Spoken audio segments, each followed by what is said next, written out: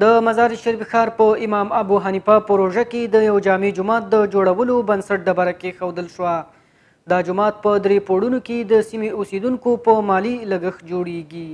د بلخ ولایت مقام مرستیال دغه جومات د بنسټ ایښودلو په مراسمو کې د سیمې خلکو هڅې وستایلې او له ټولو خلکو یې وغوښتل چې په دې دیني او عبادتي مرکز په جوړولو کې لازمه همکاري وکړي.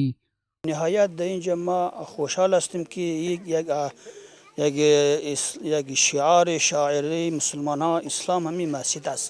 اینجا مسجد جور میشه، مردم از این مسجد عبادت میکنه، مردم از این مسجد تعلم و درس و قرآن یاد میگیره. نهایت ما خوش هستیم. له بلې خوا د سیمې اوسیدونکو ویل مهمه اړتیا وه چې دیني او عصري علومو ترلاسه کولو لپاره دغه جومات جوړ او په جوړولو کې هر ډول همکارۍ ژمنه وکړه. ما خوش هستیم که مسجد خانه خداست و کار خانه خدا را پیش میبریم. ما از این بسیار خوش هستیم که امروز معاون صاحب ولایت آمد این مسجد ما را تداعی گذاری کرد.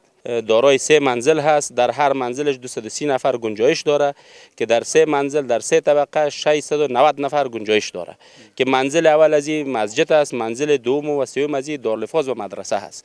ان شاء الله که را امروز تنگ تعدادش میمونیم.